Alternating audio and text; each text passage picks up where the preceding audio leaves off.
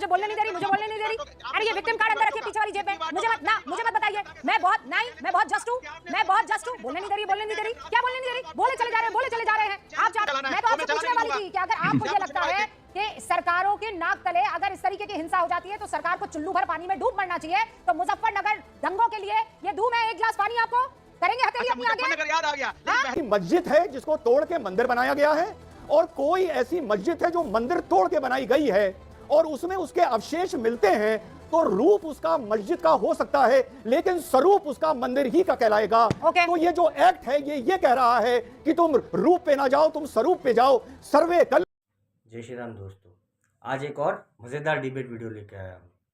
ये वीडियो में संभल के बारे में। संभल का जो साइट है जहाँ पे भी दंगा हुआ है वो आता है ASI प्रोटेक्टेड साइट, जो वर्शिप एक्ट के अंदर आता ही नहीं है। तो ये वीडियो में रूबिका लियाकत ने हरा कुर्ता यानी अनुराग भदौरिया को जमकर धोया है, उसकी जमकर क्लास लगाई है। और रिजवान अहमद साहब ने भी वर्शिप एक्ट एक्चुअली में है क्या उसके बारे में पूरा डिटेल में समझाया है। तो आप ये वीडियो एंड तक देखिएगा। मेरे चैनल पे नए आए हो मेरे चैनल को सब्सक्राइब कीजिए, मेरे वीडियो को लाइक कीजिए, शेयर कीजिए, कमेंट कीजिए। जय श्री राम, धन्यवाद। यहाँ पर अभी कुछ सालों पहले तक पूजा वगैरह और बाकी सारी जो हमारे सांस्कृतिक परंपराएं हैं वो उसका निर्वाह होता रहता था। किस साल की बात है? 2012। आप उठाकर रूबिका जी, मैं तो आपसे अनुरोध करूंगा कि आप एक बार जाइए और संभल भी क्या है आपको फोटोग्राफ्स मिलेंगे, लोग मिलेंगे जिनकी शादियां वहां से हुई हैं। 2012 से पहले तक का आपने जिक्र किया। और लीजिए, समाजवादी पार्टी का नाम लिया और हमारे साथ राष्ट्रीय प्रवक्ता समाजवादी पार्टी के अनुराग भदौरिया जुड़ चुके हैं। अनुराग जी, जी सब कुछ ठीक ठाक चल रहा था अगर शलभ त्रिपाठी की मानो तो। 2012 में आपकी सरकार आई, आपको जो ये एक्स्ट्रा मोहब्बत दिखानी थी अपने एक वोट बैंक को, इसीलिए आपने ये सारा कार्यक्रम शुरू किया बकौल शलभ त्रिपाठी कि वहां का माहौल खराब अगर असल माने में किसी ने किया, कहीं तो रुकना है इसको। तो रुकने से पहले आपको इतिहास के पन्ने पलटने होंगे और उसमें आपका नाम, आपकी पार्टी का काम साफ तौर पर आ रहा है। बर्क साहब, बात तो सही है। अल्लाह उन्हें जन्नत नसीब करे, अब तो है नहीं, अब उनके पोते संभाल रहे हैं सब कुछ।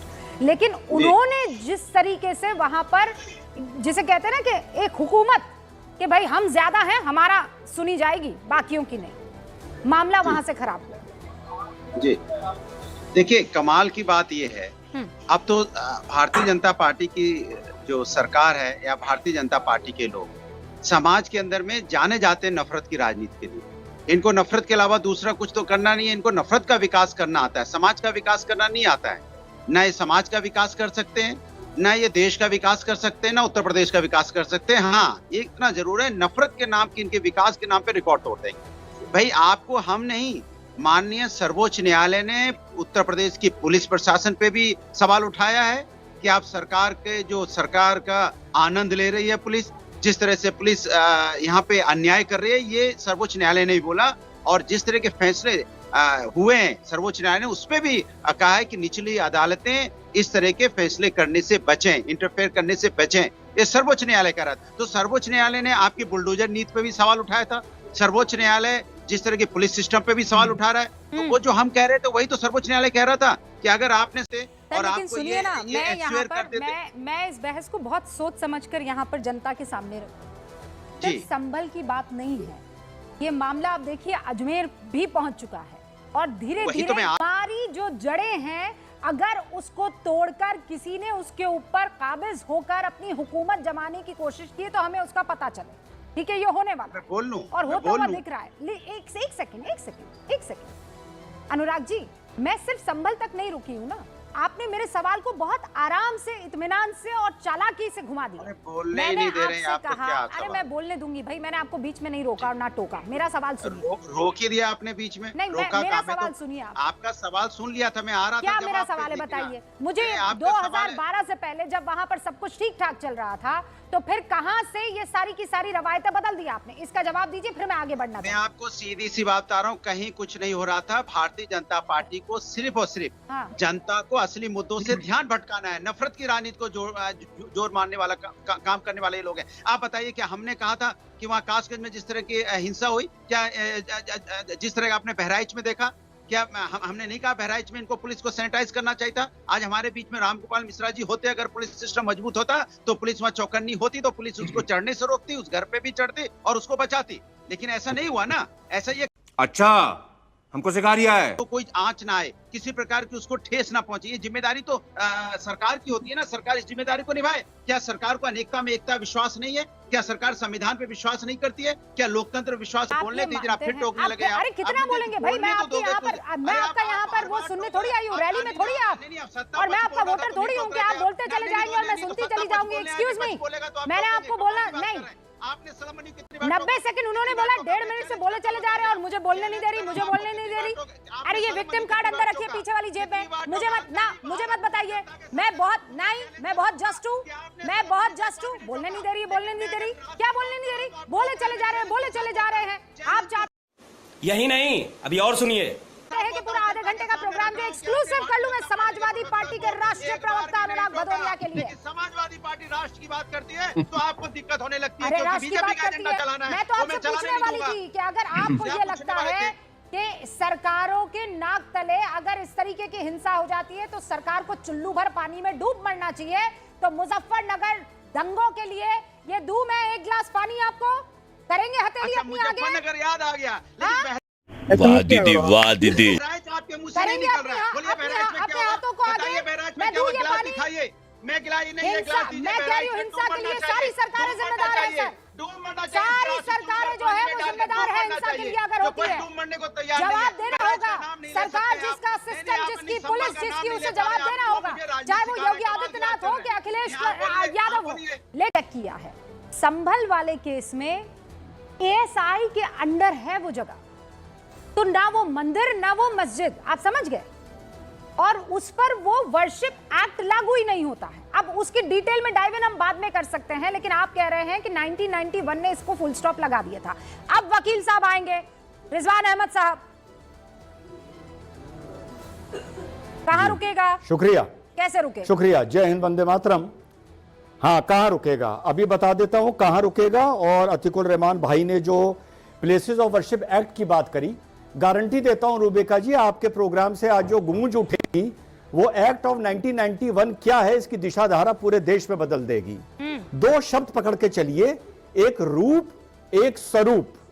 अब मैं जानबूझ के ये टोपी लाया हूं। अब जब मैं ये टोपी लगाता हूं तो मैं रूप से, दाढ़ी भी है, मैं बिल्कुल मुसलमान लग रहा हूं आपको, कोई देखिए बता देगा मुसलमान है। अब मैं ये टोपी हटा देता हूं, अब मैं ये पहले तो ये टीका लगाता हूं और उसके बाद मैं ये भगवा वस्त्र धारण कर लेता हूं। अब मेरा रूप क्या हो गया? मेरा रूप हो गया ब्राह्मण का रूप, बनारस का ब्राह्मण। कहने का मतलब यह है कि रूप बदले जा सकते हैं, स्वरूप नहीं बदला जा सकता। अब यह स्वरूप शब्द कहां से आया? प्लेसेस ऑफ वर्शिप एक्ट अपनी टीम से कहिए कि सेक्शन 4 फ्लैश करे, ये बड़ा इंपॉर्टेंट है इस देश के लिए। सेक्शन 4 इंग्लिश और हिंदी में फ्लैश करवाइए। सेक्शन 4 लिखता है हिंदी में, उपासना स्थल का धार्मिक स्वरूप जैसा है वैसा ही रहेगा 1947 के बाद। और इंग्लिश में सेक्शन 4 लिखता है the character of the place, रूप जैसा है वैसा ही रहेगा ना ना, स्वरूप स्वरूप स्वरूप स्वरूप, ओके, हाँ, स्वरूप स्वरूप। और इंग्लिश में लिखा हुआ है the character of the place. यहां पर कानून लिखने वाले ने आइडेंटिफिकेशन नहीं यूज किया और उन्होंने रूप शब्द का इस्तेमाल नहीं किया। अब जैसा मैंने बताया कि रूप तो मैंने अपना इतनी देर में बदल लिया, लीजिए मैं ब्राह्मण बन गया, और अगर मैं इसको हटा दूं और 2 मिनट के लिए तिलक साफ कर दूं तो मैं भैया सैयद रिजवान अहमद सैयद बन गया। रूप बदलना तो इतनी देर की बात है। अब स्वरूप क्या चीज होती है? रूप वो होता है जो शक्ल से आप पहचान सकते हैं, स्वरूप होता है अंदर क्या है। श्री राम रूप से एक मनुष्य थे, लेकिन स्वरूप से एक अवतार थे। मोहम्मद सल्लल्लाहु अलैहि वसल्लम रूप से एक इंसान थे, लेकिन स्वरूप से एक पैगंबर थे। जीसस क्राइस्ट रूप से एक इंसान थे, लेकिन स्वरूप से द सन ऑफ गॉड थे। ये अपनी अपनी मानता है। आप ये कह रहे हैं तो प्लेस, हाँ सैयद रिजवान अहमद, आप ये कह रहे हैं हाँ। कि 91 में लिखा था कि जी स्वरूप जी जो असल में उसका रूप है, आप तो पूरा खेल ही बदल दिया यस इस लिहाज से तो। यस यस, एक सेकंड रूबिका, एक सेकंड। हाँ। और अगर कोई ऐसी मस्जिद है जिसको तोड़ के मंदिर बनाया गया है, और कोई ऐसी मस्जिद है जो मंदिर तोड़ के बनाई गई है और उसमें उसके अवशेष मिलते हैं, तो रूप उसका मस्जिद का हो सकता है लेकिन स्वरूप उसका मंदिर ही का कहलाएगा। ओके। तो ये जो एक्ट है ये कह रहा है कि तुम रूप पे ना जाओ, तुम स्वरूप पे जाओ, सर्वे कर लो। हाँ। अगर पता चल जाए जो स्वरूप था वो मंदिर आपने का तो था, पूरा- आपने तो वो पूरा जगह एंगल ही मंदिर बदल है। दिया। अतीकुर आर्गुमेंट रहमान खत्म। साहब। जी सैयद पूरा सैयद एंगल बदल दिया, रिजवान इतिहास से अहमद क्या, साहब कोई ने जवाब नहीं है तो किसी के पास। जी। 91 वर्शिप एक्ट का पूरा रूप ही बदल दिया, उसके असल स्वरूप में पहुंचा दिया, अगर उनकी जुबान में कहूं। क्या बात है सर, क्या बात है सर, क्या बात, ये बात है।